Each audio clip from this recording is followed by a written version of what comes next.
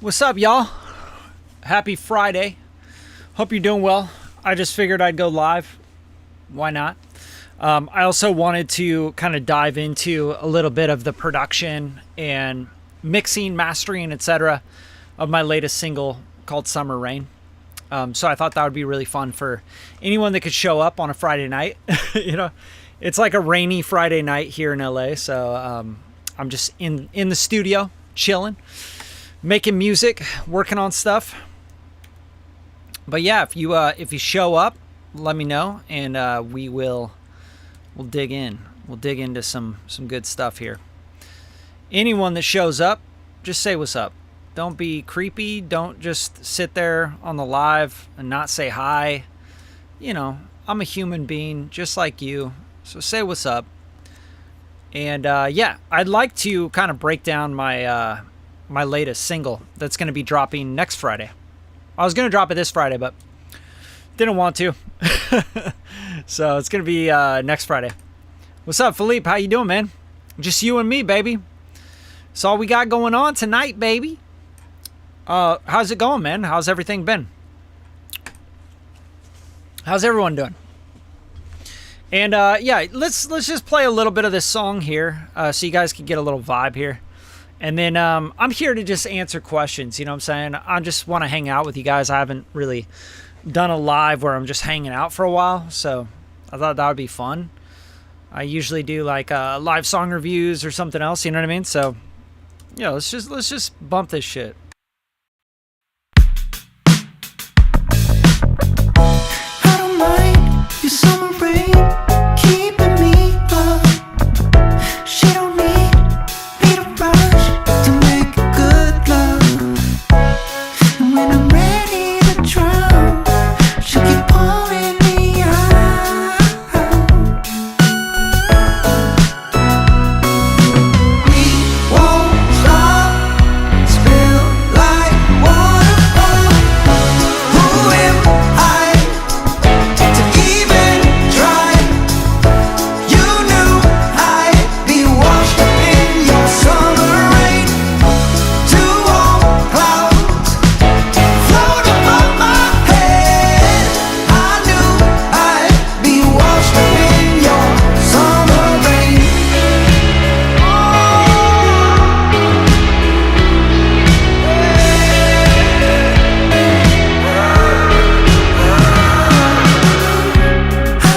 don't mind burning it at both ends. She knows I'm holding it back while I can. Warm midnight touch, make her feel that rush.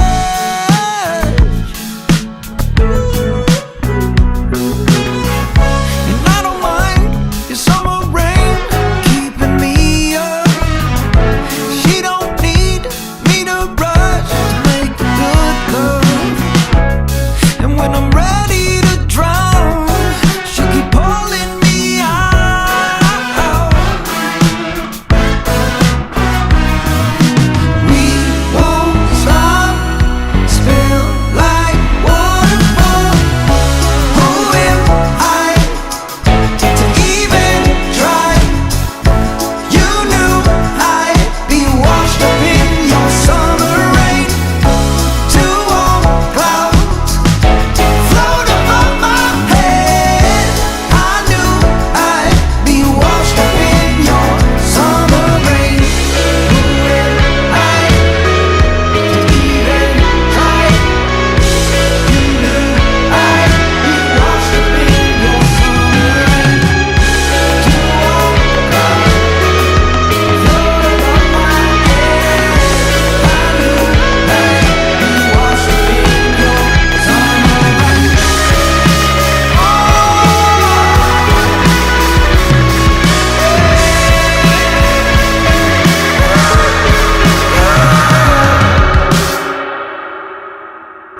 So yeah, that's Summer Rain. Let's kind of break this down a little bit, right? I don't want to like make this a super formal video or anything. So yeah, if you have any questions about anything, any tones, you know, any plugins, whatever, just let me know, man. Like, I just want to hang out with you guys. I don't want to like you know, produce this video or this live. You know what I'm saying? It gets really exhausting having to do that all the time. So let's kind of start with drums. These are the live drums, and if I unhide tracks, it's pretty wild like how much stuff kind of gets, you know, redone, recut, etc. And who knows how many sessions of this I had. I'd have to like look at the Finder here, but like let's look at Summer Rain. Like this is a whole new kind of folder of the sessions, and I had just one in here, right? So there's like, well, there's two, but if I go back, there's another Summer Rain folder, and you'll see like renditions of it throughout the process.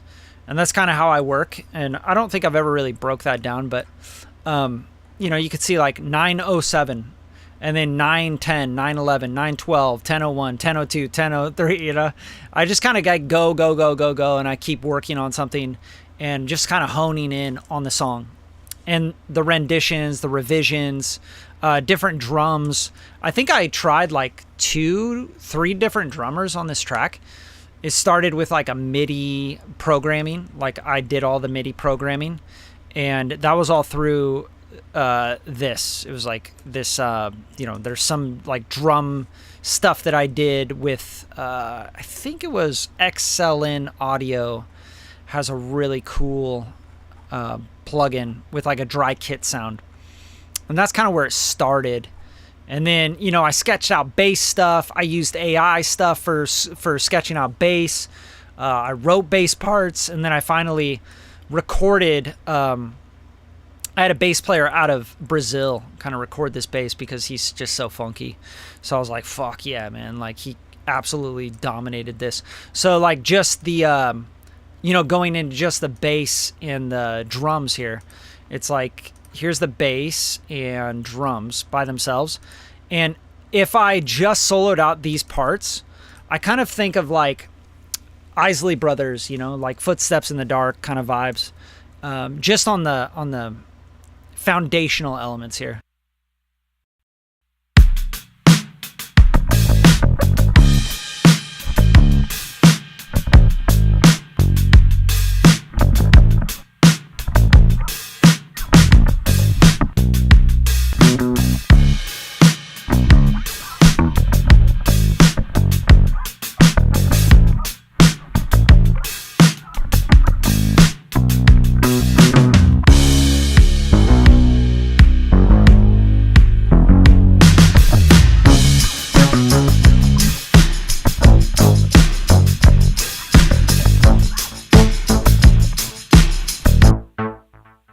Right, so there's this idea for me where it's like, man, I want this to feel really classic and timeless, but like really new and fresh. Yo, what's up, Esco? How you doing?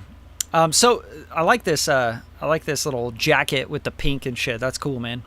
So if you guys have any questions along the way, like, dude, just stop me. Like, I'm just kind of breaking stuff down here for you. This song will come out next Friday.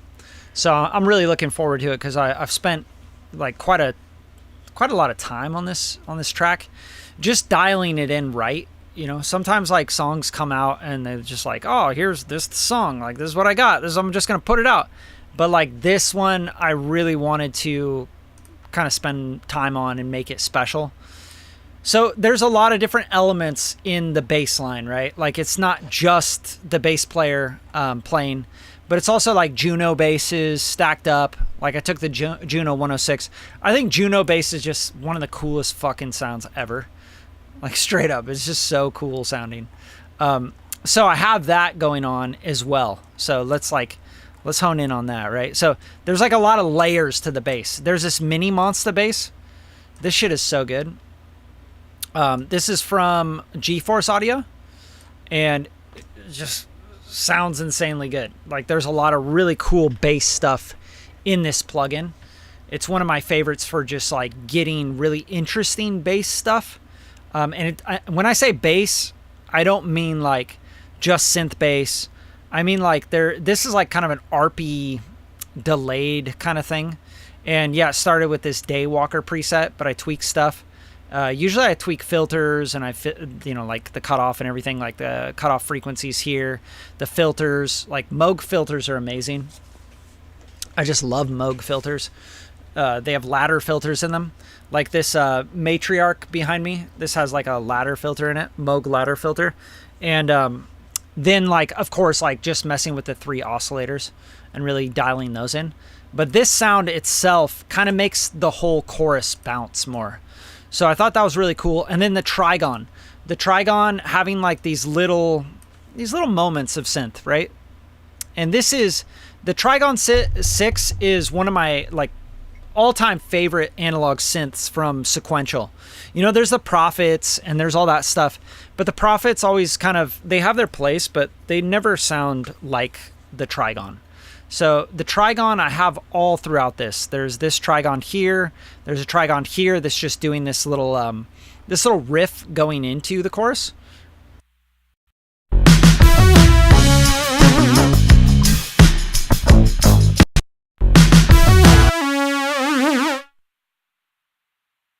Right, it just has that classic sound. So that's really fun, and like bending it and shit and messing with it.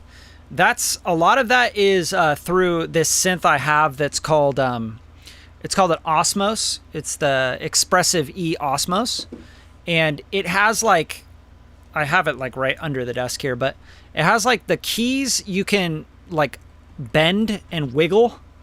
And there's like a lot of expression to it, like aftertouch and stuff. So that with the Trigon, when you set it up right, you can do cool shit like this, where it has that, like it kind of just, it's more expressive. It feels more like an electronic instrument meets an acoustic instrument.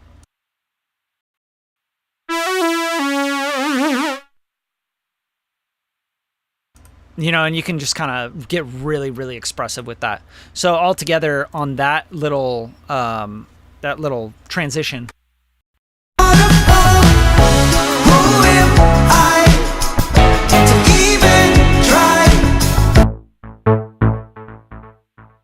And here's the MiniMonsta bouncing with the bass. I thought this was like such a cool idea. The bass being more staccato and then having like bends and riffs in it for the chorus, but then like also having the drums, like there's this little tambo loop, but having the drums just really solid. And I did a lot of automation on the drums so that like the room mics on the chorus, here I'll show the automation lanes. Like the room mics here, the drum verb and everything, I just kind of crank it up during the chorus so that you get more of this, right? Because this drum verb, and you can see I actually just chopped it out. So like for the verses, it's really dry, right? You have like this dry drum sound.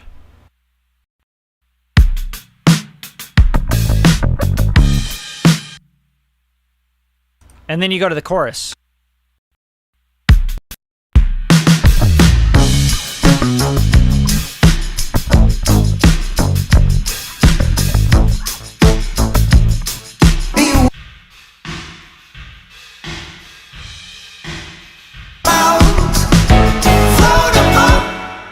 So a lot of it's about movement, right? I want this to be like kind of like a soul funk record, but then have rock and roll, like rock in it. It's not really rock and roll. I just call it like almost like a shoegaze kind of vibes to it. You know what I mean? Even the post chorus. So that's kind of where my head was at. Like I want to have my own sound. I don't want to sound like anybody else. And I get it a lot. Like people will have references. They'll be like, oh, you sound like this. You sound like that, whatever. But I like that. I think that's cool because everyone gets something else out of what I'm doing. And that's kind of what I like. I like when people are like, oh, you sound like Sting. And then, other people are like, yeah, you sound like this or you sound like that. It's like, cool. I like when people can kind of come up with their own idea of what they think I sound like. You know what I mean? So for me, I'm like, yeah, I feel like I just sound like myself and I'm trying to just sound like myself. This is what comes to me when I'm writing and producing. It's just part of finding your own sound, I think.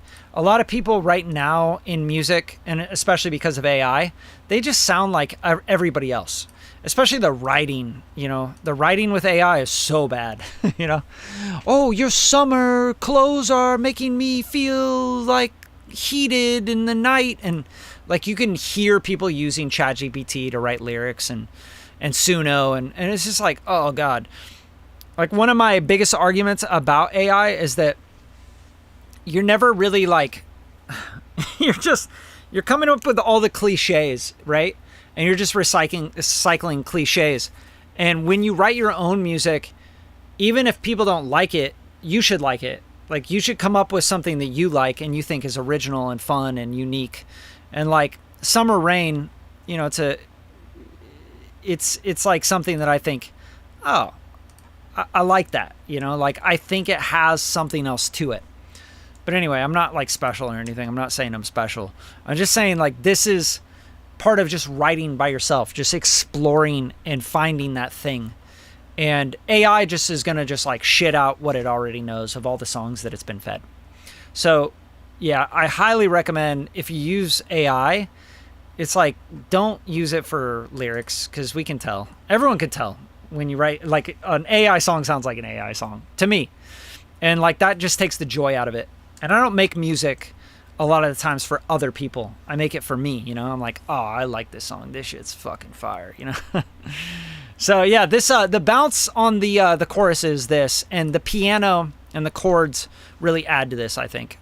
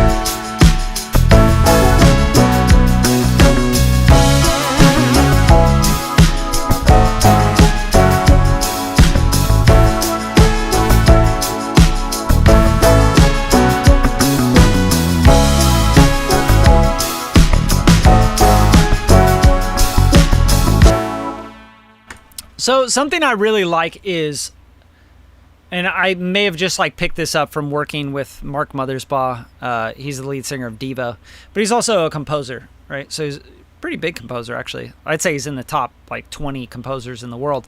And he's just really good at counterpoint. Like, he's really good at counter melodies. And I think I picked that up just working with him I worked with him for like 5 years when I first moved to LA. And he's so good at that. And I like hearing things all work together, but like, there's so many different melodies and counter melodies happening together. And so, like, for example, MiniMonsta counter with the Juno chorus counter, right? This is a Juno with crystals on it from Eventide.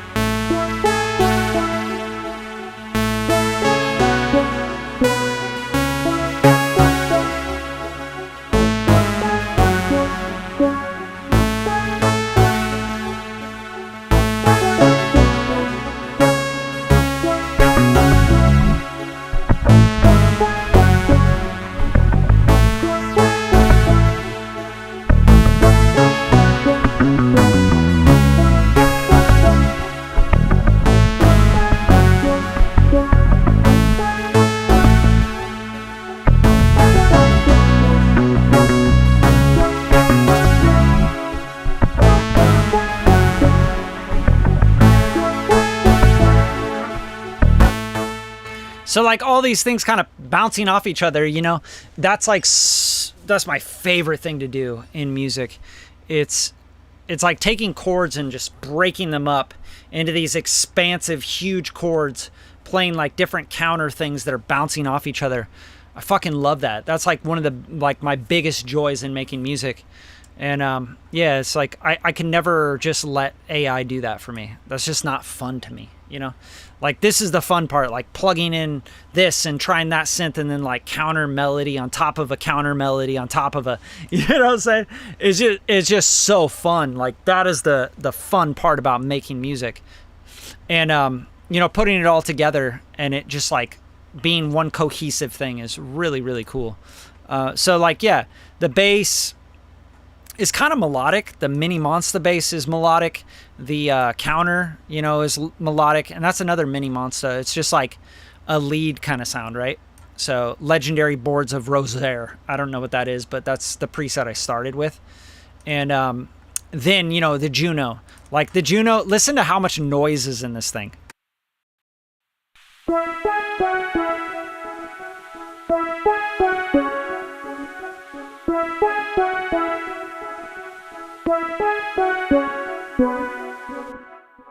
Another thing that I absolutely love doing, and hopefully you guys like can appreciate this, is I do not quantize or like fix the timing on any of this shit, right? So for example, this is just the Juno chorus. Like, I play it, record it, and just fucking jam out and vibe on it. And then, you know, I took like what, 4 takes or something, and these are cut, you know, but like I took like 4 takes. This is take 4 here. And I was just like, yep, that's it. And you can see it's not even unpacked. Like, I haven't even, like, here, flatten and merge, you know what I mean? Like, okay, now it's flattened and merged. But it's not, like, perfectly in time, you know what I mean? It's not on the grid. It's, I mean, I played it pretty fucking good, I guess, you know? Yeah, like, a little ahead, you know, right on, a little right on, and then, like, a little behind, you know? So there's, like, every little thing here is just a little bit fucked up, I think. Yeah, like that's behind. So you could kind of see, like, that's, you know, I just played it in. I didn't repeat it. I didn't loop it. I just played it. And I think there's a lot of funk to that, you know, like same thing with this on the lead here. On this guy, the Trigon. Like, you just see, like, there's 19 takes in here, right? There you go. Like, I just keep taking it until I'm like, that feels fucking good, bro. You know what I'm saying? So, like, that's 19 takes. And I'm like, that's what I ended up with, was, like, just something, like, kind of not that good. But it feels funky.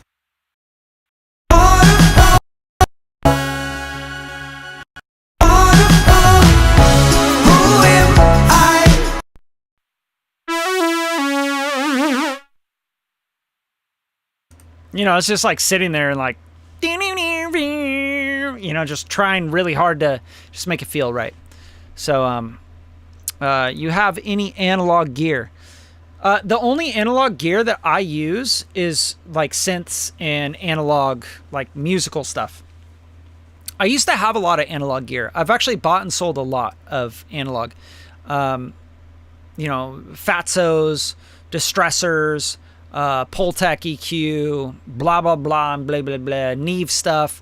But yeah, I always just go back to plugins. I mean, that's why you see a lot of my channel, like, I talk about plugins a lot, because that's what I use. I use UAD stuff. I mean, you can see all the plugins I'm using, you know. But I'm all in the box when it comes to, like, mixing stuff. Sonic stuff has gotten so good in the box that it's like, I never could justify the analog gear. You know, and then the recall, like, you got to go recall it. You got to take pictures of shit. You're like, oh, what did I use? What was the setting for that? I just don't want to deal with any of that. So all the analog gear that I have are synths. You know, they're synths, guitars, pedals, things like that. Musicians, analog synths are my number one, you know, gear of choice. I'd say I'd spend all my money on people that can play shit and do shit the way that I feel. It's another thing. I think you guys should invest in people that know how to make shit sound right, you know. Invest in mixing engineers, producers, songwriters, top liners, you know, invest in that shit. Invest in great guitar players, key players. You know, I think a lot of people would just, they shave off years and years and years if they just invested in that instead of just a ton of gear. You know what I mean? Because it takes decades to really learn the gear to the point where the tech isn't in the way and you're just like kind of vibing on it, you know. Yeah, what else you guys got? You guys got, I'm going to stop and just check out all this stuff. Weird is original. AI can't do true dysfunction. Yeah, and it, honestly, like, I don't care even if it can, you know, and even if, like, someone would say, like, that's not true, AI can totally do that. I don't give a fuck. Like, it's not coming from me, so I don't really care. Like, for me, the joy of it is making something that's, like, interesting that came out of my fingers or my mouth or whatever, you know? Like, I'm not interested in prompting something. Hey, make it weirder. That's so fucking lame to me. Like, why even be in music? Yeah, the bass got big, man. I really like the bass. What else you got? What are you saying here? This is a long one. Suno is cool to resample your own stuff and put it back into your DAW, even though the stems... Yeah, I like that idea. I think there's a lot of cool stuff about AI. I'm not against AI. I think you can be creative with it, for sure.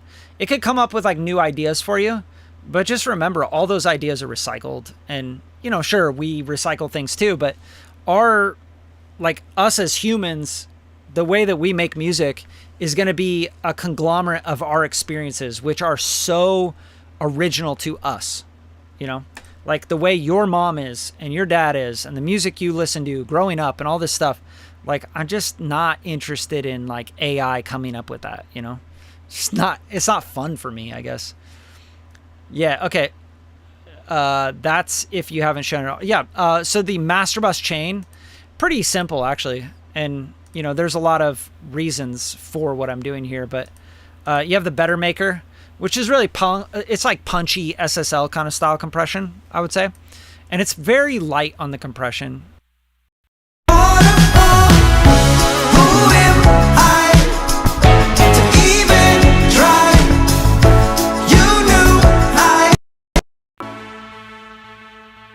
So Bettermaker is like literally what, lighting up half a dB, you know what I'm saying, on drums.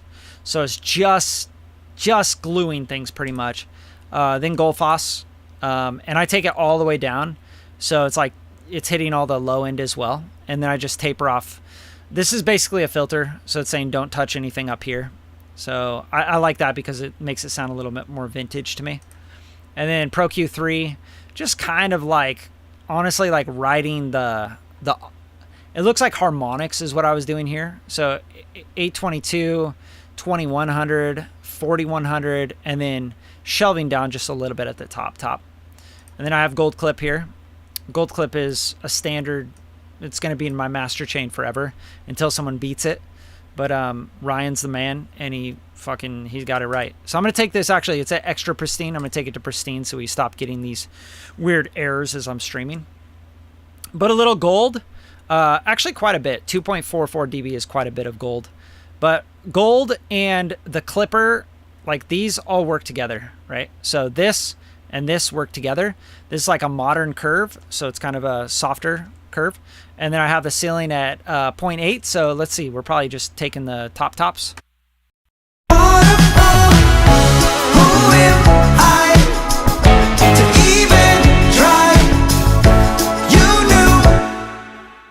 Yeah, if there's any clipping whatsoever, it's going to be pretty soft, you know? Alchemy is going to be rolling shelving down from 2K up, right? So that's nice, softens it out a little bit more. And then I have the Mixwave Electrodine 511, which is funny because, like, you know, you shelve down the 2K and then you bring up the 10K, you know, but every plugin has its own sound. Like this Mixwave Electrodine has its own sound. The high end, the Electrodine stuff itself that it's modeling is very much its own sound. And look at this. Like, it's at 21% wet. So it's very, very subtle. But bypassing that in and out.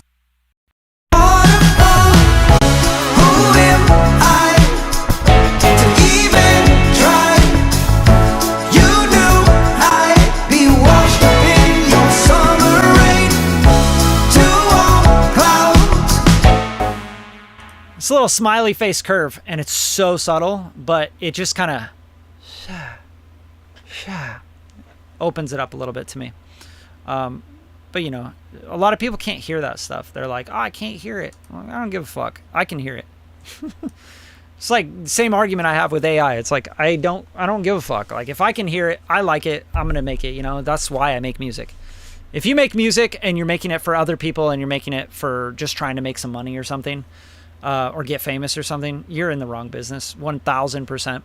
I think you should quit music right now. But if you really love it and you just like have so much fun doing it, and those subtle differences, you have to do it. You're like, I have to make this tweak because to me, that sounds just literally half a percentage better. Then you're in the right business. You're doing the right thing. So here, the HiFAL is probably doing some heavy lifting here.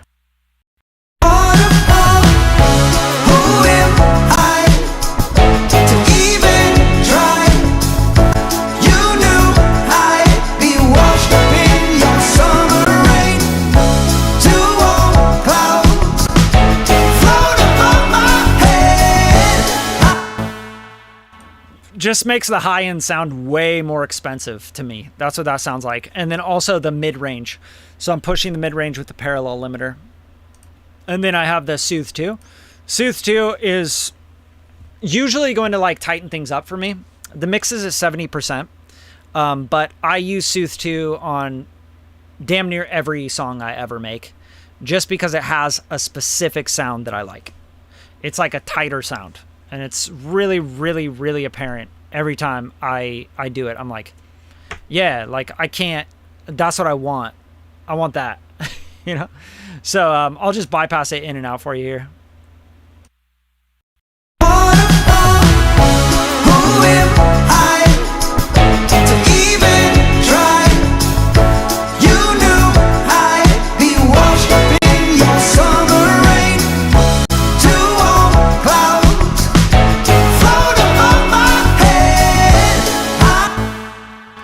Tighter, more controlled, just, yeah, kind of like together more, if that makes sense. And not so like, blah, shlah, like wild, you know? Like nothing's really wild on it. It just kind of holds it all together. And then God Particle, this is like literally doing a shit ton of lifting. If I bypass this, you'll be like, what the fuck?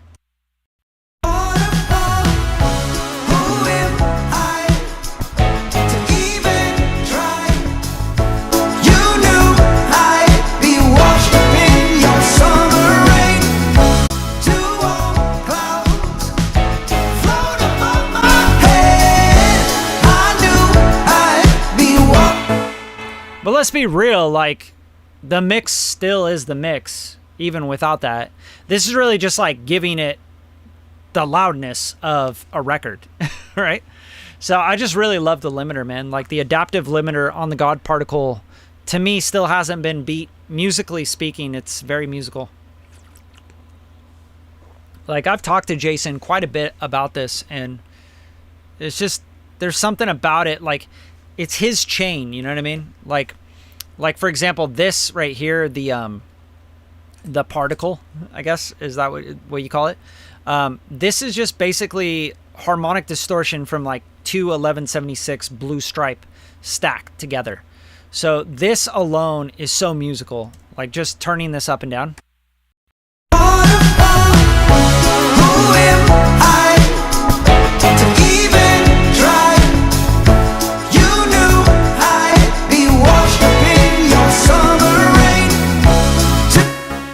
But yeah, the limiter is my favorite part of this. So a lot of the times, like when I first started using this plugin, I would be up higher on the amount of this and I would be like harmonically going crazy with it. But I think that tricks you because it's not always great. It's sometimes too bright and brittle and harsh, and you don't always need this, right? So 74%, this actually goes to 200%. So this is like using like 32% of it, you know, or 37%. Of the amount. So if I do full on, that's 100%. It's the best way to explain it. And then if I go to 60 or 74, I'm at like 37%. And then the adaptive limiter is just so good on the low end. That's really why I use it. And then a big thing that you have to do is turn the oversampling up on it. I just think it sounds way better. Especially on the high end, you could just hear the difference on the high end. So like listen to the high end if I go to 1 time versus 8 time.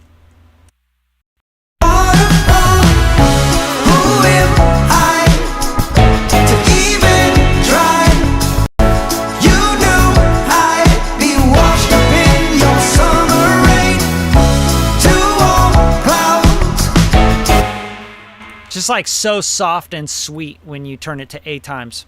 So they did a great job with that plugin, man. It's like my favorite. It's one of my favorite plugins of all time nowadays. HiFAL's getting up there. Gold Clip's up there. But yeah, these are all master bus things, you know. My master bus is going to continually change as new shit comes out that's better and better and better and better and better. Like whoever's going to kick some ass, I'm going to go for it, you know what I mean? Because I always want that edge. I always want the plugins nobody's got. You know what I'm saying? Like, that's why I'm always doing these plugin videos on the YouTube, because it's like, for all the plugins that I talk about on my YouTube, believe me, I've said no to about 15 other plugins, like vendors. Hey man, you want to try this one out? Hey, you want to try this one out? Hey, can I pay you to make a video, you know, about our plugin on your YouTube? I'm like, let me check it out. I'm like, nah, not there. I can't be bought. These guys like want to, you know, pay me to make videos and stuff, but I'm like, nah, if it's not dope, it's not dope. That's the truth. How do you handle the microdynamics of the song to make it more alive? What type of microdynamics we can play with to make mixes more emotive? That's interesting. I don't really think in microdynamics. I don't think I've ever heard that term be used. But yeah, I think like keeping things alive, the best way I could put it, like let's go to the drums, right? Because like that's really where you're going to get that like liveliness. These drums are a bad example because they are kind of like vintage sounding, you know, like they're supposed to be dry and thuddy, 70s sounding. So Studer A800, and the tape type matters a lot on this. So I have it at the 456 formula, but you know, like GP9 is going to sound way brighter and way less like thuddy and boomy and, you know, bodied. You know, if you go to 250, you're going to get a lot of low end. You're going to get that, you know, you get that tape compression. That's one of them, though. Like tape machines, the thing about tape machines and dynamics is that they have a instantaneous attack time on the tape, because that's the way tape works. It's like when you hit it with a transient, it's automatically grabbing, you know, just like a limiter would. It's just automatic on the attack. It's not a attack time. It's instant attack. And what's happening is the oxide on the tape, the magnetics, you know, like it's literally like changing that instantly. So it has a specific sound to it.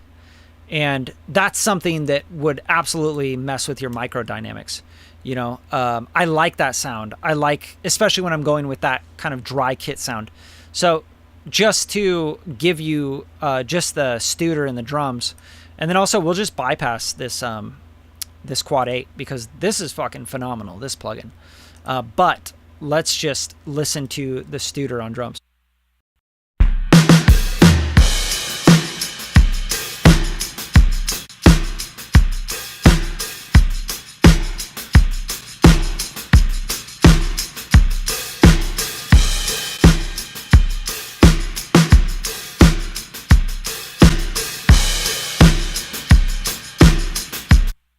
You know, there's just that crunch and that instant distortion and harmonic stuff going on.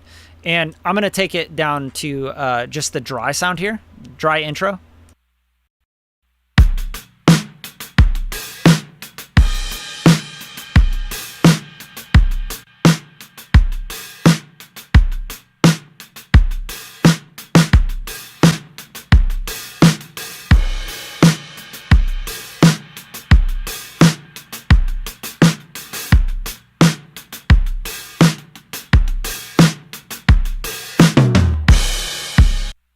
Just that, you know, that crunch and that harmonic, that is going to give you more perceived loudness with the drums, just because it's adding harmonics to the fundamental.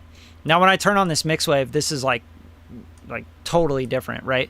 So we're boosting 4 dB of 10K here, and then I'm taking down quite a bit of that honkiness that's happening in the 400. And this is just going to tighten the drums up like fucking crazy. When I got this plugin from Mixwave before it got dropped, I was like, oh, I need this. I needed this. This is the sound that I have in my head. Specifically, this is a live drummer, by the way, specifically for drums. You know, that's this sound.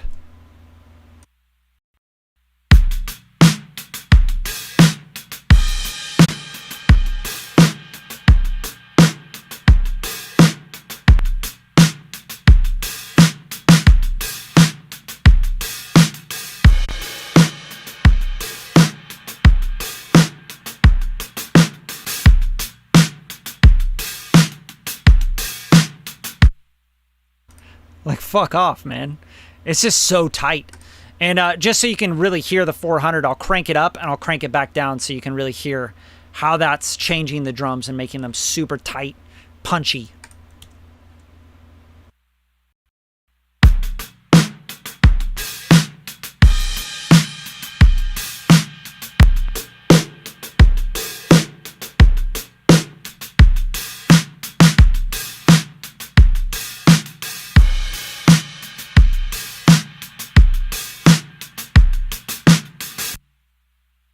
That's phenomenal to me. Like, that is so fucking musical. You're not going to get that out of a FabFilter Pro Q3, 4, whatever the fuck, like newest. Look at this EQ, it does all these tricks. It doesn't sound like that. That's what I care about.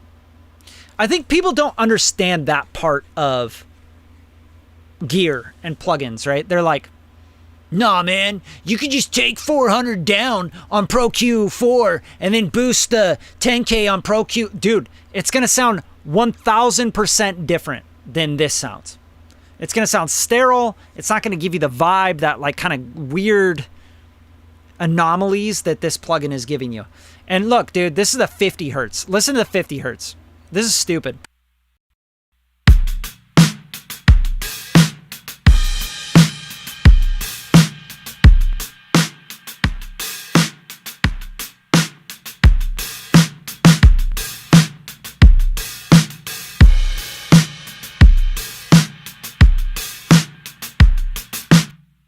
Like, shit, dude, I was cranking it, what, 10 dB, and you're like, we still got, like, it still sounds so musical. It's not crunching out, it's not clipping or anything, and it's fucking 50 hertz. Like, it just gives these drums a whole different world, man. Like, it makes them sound like they were recorded in 1972, going through, you know, Quad 8, fucking with going printing to tape machine to a Studer. You know, I just love it. I just think that is like everything to me. Like, you get rid of these plugins and you have just a pretty two-dimensional kit.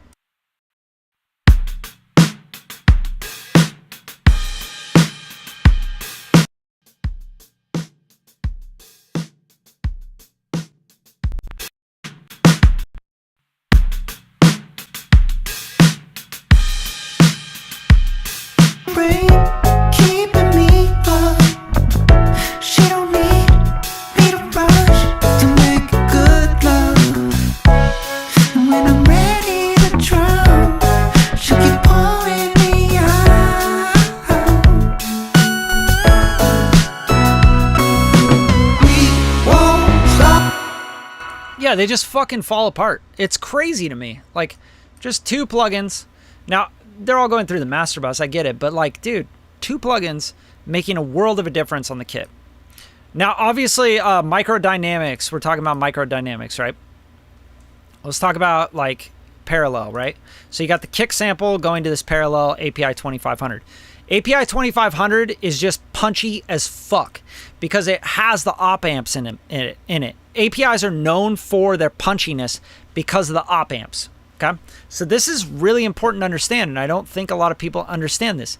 This is pretty much a VCA compressor with op amps giving it flavor, you know. But you take this and compare it to an SSL 4000 G comp or something, it's a different sound.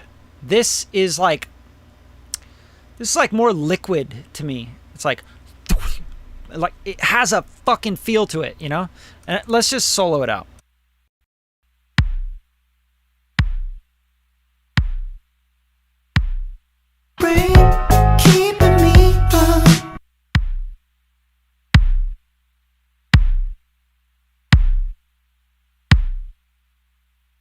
Like, that is so musical, man. Like, the fact that we have this as a fucking plugin is stupid to me. Like, it's so stupid. It's so good. This is by far, by the way, the best 2500 ever. Ever. Better than most hardware unit 2500s. It is the best one. Like, I've tested this and shot it out against every other 2500. The Waves one doesn't come anywhere close to this. I'm telling you, this is the best purchase I ever made, was this 2500, because I use it all the time. And if you want punch, like you want punch with like vibe to it, not just punch, not just SSL style VCA punch. You want op amp, like that warm gooey kind of thing that's going on, right? So like, just to really to listen to this really well, mess with the attack time on it. Check it out.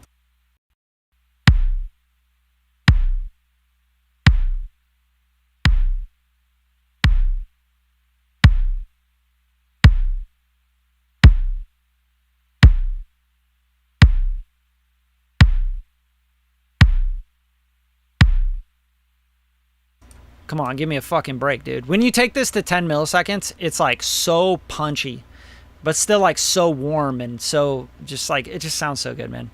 This is like one of my favorite compressors of all time, 100%.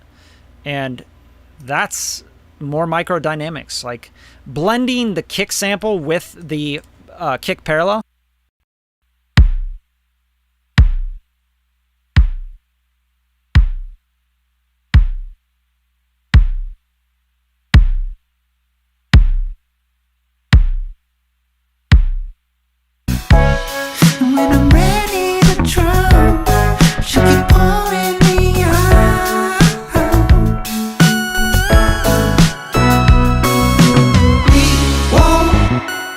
It's like you have the kick or you don't have the kick. That's kind of how I look at it. And typically with the kick drum, when I am doing parallel, I will literally balance these two to make the sound of the kick drum. Like, I'm not just bringing this to level and then blending in the kick parallel. That's not how I do it. I will constantly go back and forth with these large faders. And obviously I've set this up so that I have like certain spots. Yeah, like I had brought this down here. I don't know why. Let's hear it. We won't stop, spill like waterfall. Yeah, I wanted that part to just like kind of pop more, I guess. But anyway, so that's it. Like those are just amazing plugins to me. And I love talking about this stuff because I really do fucking love it. Like, it makes my job so much more exciting, I think. What do you got here? How do you handle the microdynamics? I think we just answered that. Yeah, having a good ear is important. I can't use AI personally. I like trying to find the song that already exists in my... Yeah, exactly. I agree. That's part of the discovery process. Like, why be an art if you're just programming shit? Like, get into bookkeeping. Yeah? That's the point of being an art. How much was your Dutch and Dutch studio monitors affected your mixing and mastering? I was thinking about them. Yeah, I mean, dude, the Dutch and Dutch are like, I'd say, the only monitors I'll ever buy. And they can take that, dude. They can take that and run with it. They're like, okay, so I had a lot of different monitors coming up, you know. Some of my favorites, just to be, you know, straightforward with you, some of my favorites were the Focal SM9s. I worked on those for many years. I produced on them, I mixed on them, mastered on them. Those are great. They're great monitors. I also used the Dynaudio BM15As before the SM9s, which I really liked. I liked them, but you know, they were like almost too scooped in the mid-range. They have really good top end. You can find, you know, sibilance and reverb and delay, and maybe they're good for editing, I think, you know. And then what else? Oh, and then I did the Amphion 218s. They are really good with vocal range, and I found my mixes were like really good and punchy in the middle, but I felt like I overprocessed things a lot on them. So like, for example, I would just try to get things to sound really great on the Amphion 218s, and by the time I was like, that sounds like a record to me, like I would put the record out, and like after a while I'd be like, wow, that sounds really too processed. Like I would over process with them. And I think it's because I wasn't hearing the low end right with them. And I blew, you always blow some shit with those. Like you'll blow the tweeter, you'll blow the woofer, you know, because they're made to like play at really low levels. But I think they're kind of cheaply made, to be honest with you. And I'm Finnish. I have a lot of Finnish blood, so you know, Genelec and Amphion. That's the hometown, baby. But the Dutch and Dutch, these are like different level, bro. Like they're when you're ready to invest in monitors that you never want to think about another monitor again. Like you're like, this is my lifetime monitor. I'm going to use these for the rest of my life. Like I don't need another set of monitors. That's where you're at when you're buying these, when you're going to the Dutch and Dutch 8Cs, because like they're so expensive. Like it's a good investment if you're really making money with music. And making money with music, I mean, like, dude, you're hitting sync licenses for like, you know, $5,000, $50,000. You're doing a regular mixing and mastering. You know, you're up in the 6 figures plus a year making music. Then, yeah, invest in the Dutch and Dutch because they'll pay off over time. But if you're like, dude, I'm kind of a hobbyist, I don't really make a living in music, like, but Dutch and Dutch would be sick. If you got like some fuck you money to throw around, just buy them because they're fun. But yeah, dude, otherwise, like, I would only get them as an investment in, you know, a serious music career. You know, like you're really paying the bills with music because they're not cheap. That's the best way to put it. But they sound great in most rooms, even like smaller rooms. This room, thankfully, has 11-foot ceilings, so they sound really good in here. But yeah, I really like them. I think they're my favorite monitors I've ever used. And I've heard a lot of monitors, by the way. Like, I'm not just saying that from like, oh, and that's all I've heard was SM9s and Amphion 218s. Dude, I've been in so many different studios and heard so many different speakers. These are definitely the most musical, for sure. And I'd say they're like a musical mastering level monitor. So the other one that is like the mastering monitor is the one with the flat, you know, they're like kind of rounded and they have the flat cone and stuff. Those are a little bit more the keys, right? KIIs. Those are like the sister to these, but they're more clinical. I think they're much more clinical. These are more musical. The Dutch and Dutch are. Yo, hey, absolutely, Trippy Troy, that's what's up. I always love when people, you know, show love because, like, this shit is not easy, man. Like, hustling out content while you're also, you know, making a living doing records and, like, making your own music and shit. Fuck. Like, people are not appreciative enough. Like, I'll be real with you guys. Like, I'll put out video, and then, like people just be dogging shit in the comments and saying stupid shit.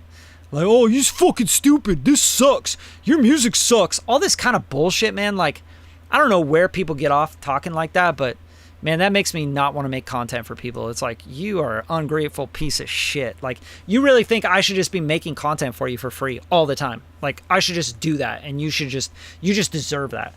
Like, I really appreciate this comment, man. Like, for real. Like, this is why I do it. I want to help people. And like the people that come through and just like fucking hate and act like assholes just makes me never want to do this. Like, I'm like, I don't need to make content. You know what I mean? I could be fucking working on projects right now. Like, I don't know. Like, I just appreciate that, bro. Yeah, HiFAL's. I made a video, dude. I'm going to drop a video, I think, in the next few days, actually. This week coming up on HiFAL and Gold Clip and Orange Clip. Dude, you'll love it. You're going to fucking love that video. I went in on it. Prefer it without. I don't know what you're saying, but cool, man. Thanks for the videos. You are inspiring. Appreciate that. I'll try my best, man. GP over master plan? Yeah.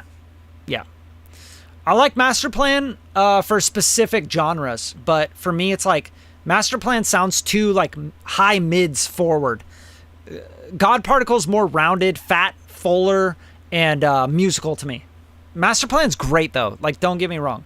I'm not dogging on master plan. I just do not. It's not a go-to for me. Like, I am constantly grabbing God Particle over Master Plan. And I'm just being 100% real with you guys.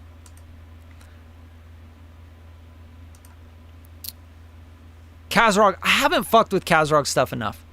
Like, I would if it was like something that I turned on and I was like, dude, this is a vibe. But I have like their clipper and all that shit, like the 3 clipper or whatever. Like, I just never fucking, it's certain plugins to me, bro. Like, and this goes with all gear, by the way. If I pick up, for example,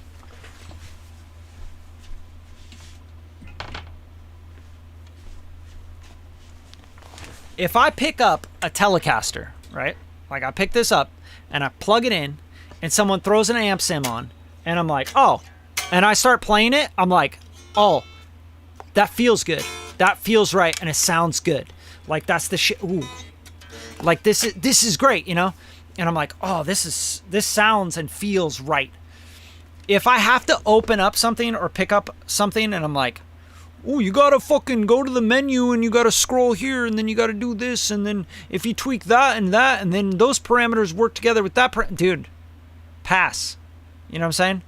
So I think that's my problem with Kazrog is like, Kazarog, I don't know how you say it, but those plugins to me feel too analytical and too like, what the fuck? Why, dude? Why do I have to tweak all this stuff?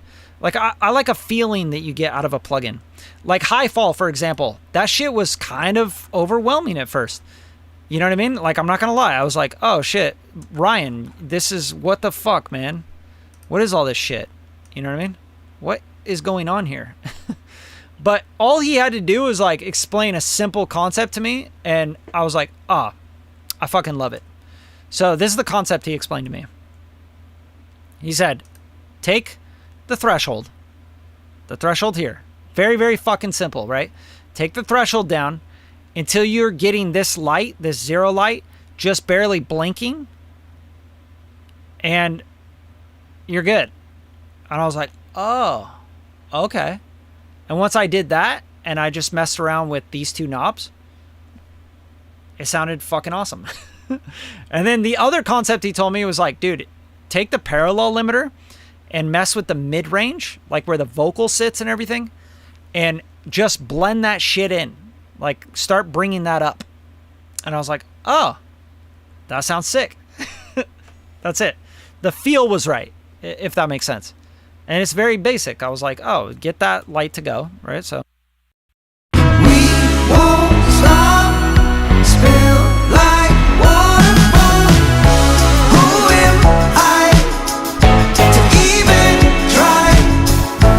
You knew I'd be right, he's like, when it's barely blinking, like, that's where you're gonna have like a slower attack on everything, and it's just going to basically make sure that all the high end is nice and, you know, even.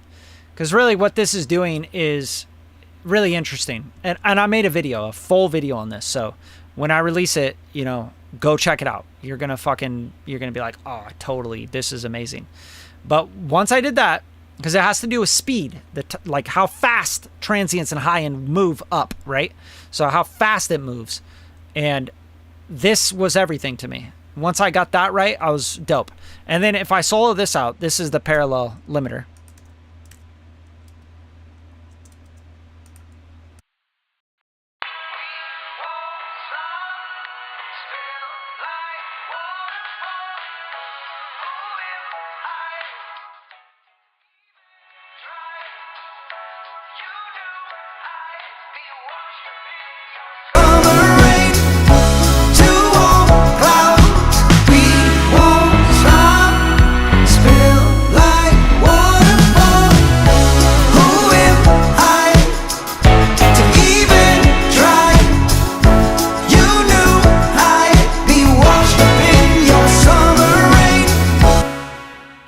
I was like, oh my God. That feels right.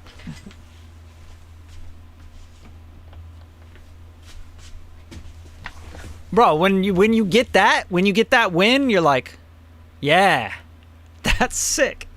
So yeah, it takes a trained ear from people that have mastered and mixed and been musical their whole life to make a plugin. And Ryan is fucking musical, dude. He masters, he mixes, he's a working professional. So anytime a working professional makes a plugin, I pay attention. Working professionals. Like, these guys all work in music. They're all musicians, artists, producers, mixing, mastering engineers, recording engineers. They make these fucking plugins. They sound goddamn good. That's the point. When you get some programmer guy or girl and like never really did anything like in music, like, it's hard for me to, I don't know Kazrog's story, by the way. I'm not saying that they're not musical or whatever. I just don't get, every time I open up their plugins, I'm like, I don't know, this isn't that musical, you know? It just doesn't feel right to me. But anyway, I digress. Hey, David, what's up, my man? Appreciate that, bro. Night and day difference. All right, what do you got? You sold me the drums, Quad 8. Yes, dude, just go buy it. It's fucking worth it. Just demo it. Serious thump. Love that. What do we got here? Native instruments or Arturia sounds? Which one do you like more? Ooh, that's hard. That's tough. Okay, so Arturia for soft synths. Native Instruments 1000% kicks the shit out of Arturia. And I don't even know if like Arturia makes sample stuff, but Native Instruments is go-to for Kontakt. You know, I've scored full-on fucking Netflix series, films, TV shows using just Kontakt 8 and instruments, you know, samples. So Native Instruments is amazing for that shit. Like Kontakt 8 is like Kontakt and instruments within Kontakt are everything. When it comes to scoring, making realistic kind of mock-ups, shit like that. Arturia for analog synths, hands down, kicks the shit out of everybody else. Besides, like I'm showing you, GForce audios in my shit. I love GForce. And I've been working with their stuff for 20 plus years. You know what I mean? So I was using their shit when their first Mtron plugin. Okay, so who makes the best Mtron plugin? It's GForce. What is it? GForce Audio Mtron Pro. I think that's what it's called. Yeah, Mtron Pro. This is the best. This one right here. Bada bam. This is the best Mtron Pro plugin ever made. Hands down. Mellotron. So this is like the Mellotron, right? And dude, this is pretty good. Like $100 right now. $74. $74.99. Yeah, because the deals are going on right now. But yeah, best one. Hands down. But yeah, like when it comes to analog synths and stuff, you know, I got a Juno 106. I got a bunch of analog stuff. Moog stuff. Sequential stuff. I would say that Arturia, a lot of times I'll just open up like a Juno on there and I'll just play that. It's not the same as playing a 106 or a 60, but it's pretty close, man. Like as far as how it sounds, it's pretty close. So yeah, that's the difference, I think. I don't know if I'd say I like one or the other more. I do use Arturia effects as well, but I'd say, dude, like a lot of the times Native Instruments has better effects because Native Instruments is now isotope as well. So can't really fuck with that. Like there's a lot of really great Native Instruments plugins as well that are already there. So yeah, they're kind of tied, man, for specific things. Like I wouldn't say one is better than the other. What do you got here? You ever try the American Class A Softube plugin? Yeah. I don't think I've tried the Softube version of the API 2500. I haven't.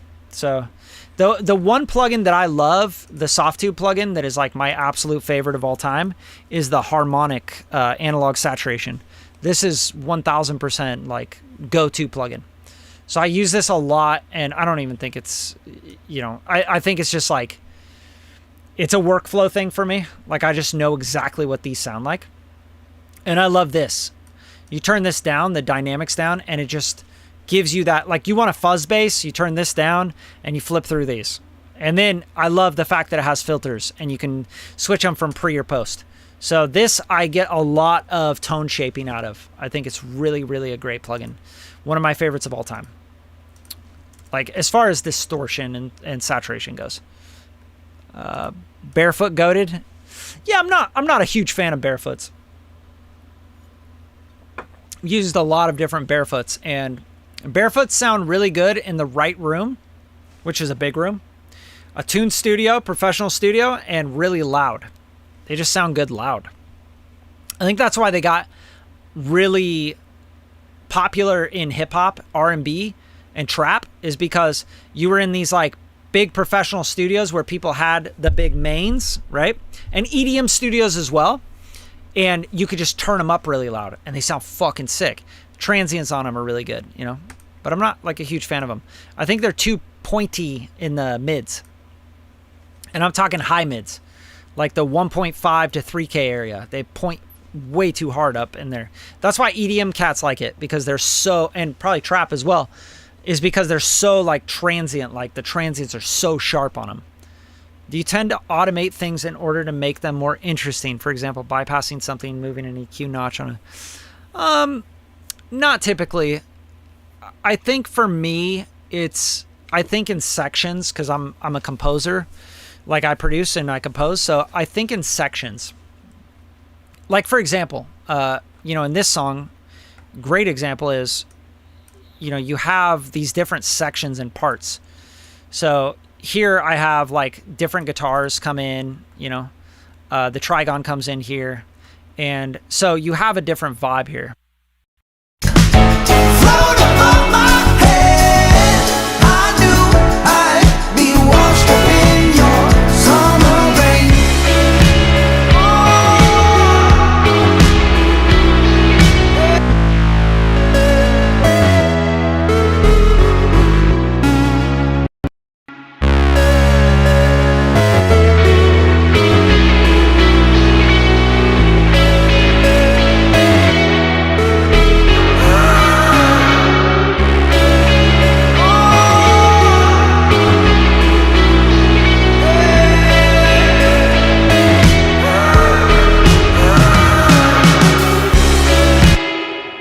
Right, so I'm thinking, oh, this is a different part. So the bass gets taken over by this Trigon bass, which is like a big synth bass.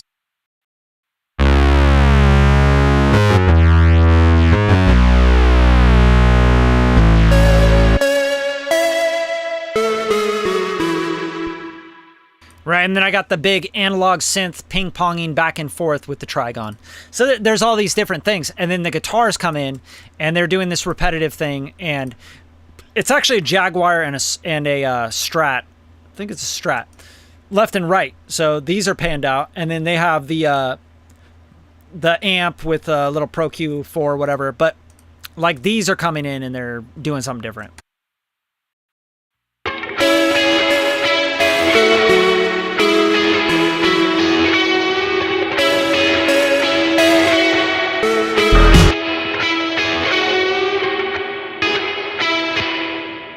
Right, so I don't think like, oh, I'm going to automate this thing and it's going to make it so different. I'm like, no, just play a different fucking part.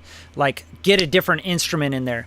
If the bass was being played by an electric bass, you know, and then we go and drop into a Trigon big synth bass, like this is a big difference, you know?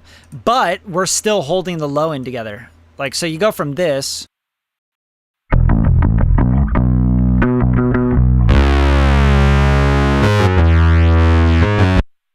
Right, that's like, oh, the ear goes like, oh shit, what is that? Oh, that's interesting. You know, instead of having to do all this like, oh, and then I'm going to automate the EQ and do the, you know what I'm saying? Like, hopefully that makes sense. Yeah, I appreciate you. I appreciate all the people that can like literally come out and like just watch a video, learn something from someone else, you know? I learn shit from people all the time, dude. I'm never hating. I never go online and hate. I'm never going to go on someone's video and be like, you're a fucking idiot. Nobody that's successful in any sense would ever spend the time going online and hating on someone or telling them their opinion on it. I think that sounds like shit. Like, you're a fucking idiot. You know, what you got to do is you got to get some friends, man.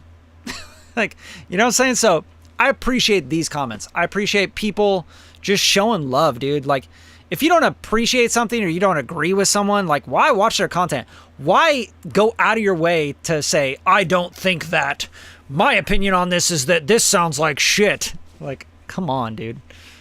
Don't care. Nobody cares. Like, nobody cares about random comment opinions that are like, I think it sounds better when you fucking don't turn that on. You know what I mean? You're like, sounds good, man. Then go make your own videos. Like, that's great. You don't like it. We get it. Like, nobody cares that you don't like it. People don't care that you do like it. Like, did you get something out of it? Did it inspire you? Did it, like, make you change your perspective on how you might think about what you do with something? That's all we're trying to do. Like, anytime I put out a video, I'm like, just trying to get people to think differently, you know? This is art, man. This isn't like, there's no right or wrong. I'm not online going like, I want to be right. I'm going to put out a video and show people, prove to people that I'm fucking right. I'm right. You're wrong. Like, it's absolutely fucking bananas, man. The fact that people do that is so goofy to me. Like, I'm not right about anything. I'm just showing you what I think is cool. Like, I like this. I don't like this. I think this sounds cool. I don't think that sounds cool. Like, this is why. You notice, like, most of the time when people put comments on stuff that they don't agree with or whatever, they want to hate on it or whatever it is, right? They disagree with it. It's like, they never tell you why. They're never like, oh, I think it sounded better before because what I'm hearing is this, and for this style of music, it serves the song better to be doing this, and blah, blah, blah. Like, explain why you don't like it, you know? And if you can't explain why you don't like it, shut the fuck up. That's how I'd say it. Because we want to add value to people. Like, if I told you, oh, I think this sounds sick, but I didn't tell you why I thought it sounded sick in context and why I did what I'm doing, then what would you get out of it? You'd just be like, oh, yeah, that is kind of cool. Like, but why? Why'd you do that? Why'd you do that in the context of the song? Oh, I want it to move from this to this, or I want it to capture this kind of idea, or I want it to feel this way, etc. Like, people have to get better at explaining why they like or don't like something. Because it is art. Like, at the end of the day, mixing, producing, it's all art. It's just a creative choice. It's a decision that we're making specifically to our taste. You know? That's all I got to say about that. Like, fucking hell. But these audio jerks are like, show your Grammy or say you do. Yeah, man. I don't know. I just think it's kind of goofy. The whole thing's kind of goofy to me. Let me see here. What else you got? What else you guys got? What do you think about Steve Albini? Yeah, I mean, dude, one of the greatest recording engineers of our time, right? I think Steve was like a really good recording engineer. I think he's really good at like capturing things that feel right. Has a really good, like, that organic ear. You know what I mean? But I didn't, honestly, like, I never really studied his stuff too much. Like, his records and everything. But, yeah, man. Obviously, one of the greatest. Hey, Canada's in the house, man. That's what I'm saying. That's what's up. Plug-in digger jerks be like, show your Grammy or I'm out. It's hilarious, dude. Yeah, but, hey, if you guys got any other questions, let me know. Otherwise, I'm going to get out of here. I just wanted to show you a little bit of the song.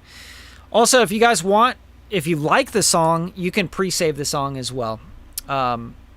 It's up to you. You can actually download the song right now. I have a link here that I made for this, and I just made it. So if you want to, you can pre-save it on this link. And actually, it'll give you a download right away. So I will give you that. That's totally up to you. I'm not trying to push my music on you guys. If you don't like it, I don't really give a fuck at all.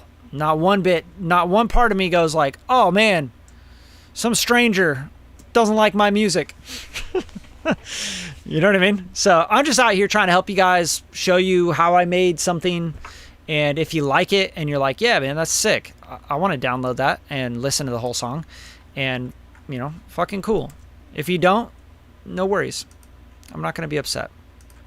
But I appreciate you guys coming through, and I really do appreciate the kind comments, the nice things said, And hopefully you got something out of this and you learned something, or maybe you got inspired, you know, you're like, dude, I want to do that. I want to try that, you know, whatever.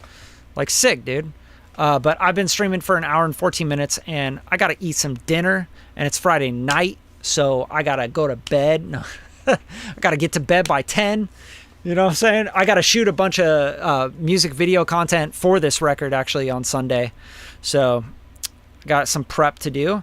But I appreciate every single one of you guys coming through and showing love, supporting the channel. Like, that's everything. This channel has grown from 0 to 42,000 plus subscribers. And I never thought that I would get anywhere near that, honestly. And I never started it to grow the channel like crazy. I just started it to share shit with people and talk about stuff that I like doing. And knowing that there's other people out there that like making music and plugins and mixing and producing and writing songs and all that shit. So, you know, that's really why I started the channel many years ago. I actually started the YouTube channel like almost a decade ago. So I really do appreciate you guys coming through and showing support for it. A lot of videos coming out. Again, I have a new video coming in just a few days here. The Schwab Digital stuff, explaining HiFAL and working with it and all that. That'll be really, really good video. And let me know, like, whatever suggestions you guys have. I want to know more about this. I want a video on this, you know, reverbs, vocal reverbs, you know, whatever it is. Like, just let me know. Just go on the videos and put a fucking comment. Like, hey, dude, could you do a video on this? I'm trying to learn this. I'll do a video. I'll do it, like, I'll script it out. I'll produce it. I'll get in detail. I'll make something special for you guys.